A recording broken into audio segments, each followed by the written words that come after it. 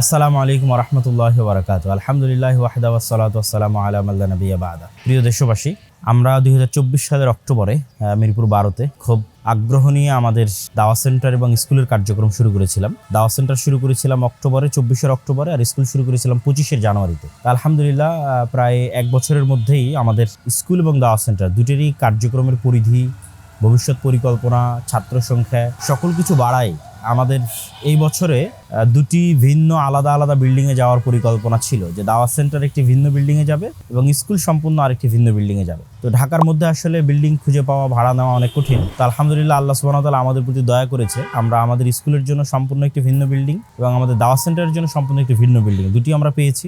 দুটি বিল্ডিংয়েই রেনোভেশনের কাজ চলতেছে। আমরা হয়তো অতি দ্রুত ট্রান্সফার হবো ইনশাল্লাহ। আজকে আমি যে বিল্ডিংয়ের সামনে দাঁড়িয়ে আছি, এটি স্কুলের, যে স্কুলের বিল্ডিং আপনারা হয়তো দেখতে পাচ্ছেন। আপনারা যেই মেট্রো স্টেশনে নামতেন পল্লবী, মিরপুর ১২, সেম মেট্রো স্টেশনে নেমে পূর্ব দক্ষিণ সাইডে নামলে, পূর্ব দিকে হাঁটতে থাকলে, পূর্ব দক্ষিণ সাইডে নেমে পূর্ব দিকে হাঁটতে থাকলে সিটি ক্লাবের মাঠের পিছনে পল্লবী আবাসিকের ব্লক বি এর ১২ নম্বর রোড, পল্লবী আবাসিক block B, road number ১২, city ক্লাবের মাঠের পিছনে অতি সহজেই আসা যাবে। মেট্রো স্টেশন থেকে হেঁটে আসলে 5 মিনিট লাগতে পারে, রিক্সা আসলে 2 মিনিট লাগবে। এখানে আমাদের স্কুল ট্রান্সফার হচ্ছে আলহামদুলিল্লাহ।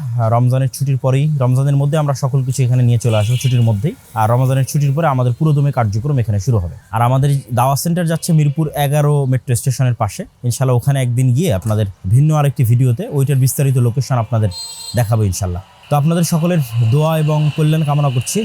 আল্লাহ সুবহানাহু ওয়া তাআলা যেন আমাদের এই স্কুলকে, আমরা যেই লক্ষ্য উদ্দেশ্যে শুরু করেছি, যে আমাদের দেশ এবং জাতি মুসলিম উম্মার নেতৃত্ব দিতে পারবে এরকম একদল মানুষ তৈরি করা, এটি আমাদের স্বপ্ন। যারা দেশের মূল মেইন স্ট্রিমে ভূমিকা রাখতে পারবে, দেশের মিডিয়া, অর্থনীতি, দেশের সচিবালয় থেকে শুরু করে দেশের ডাক্তার, ইঞ্জিনিয়ার, যতগুলো সেক্টর আছে সবগুলো মূল ধারার সাথে তারা সম্পৃক্ত থেকে কাজ করতে পারবে। আবার তারা ইসলামিক স্কলার হতে চাইলে ইসলামিক স্কলার হতে পারবে।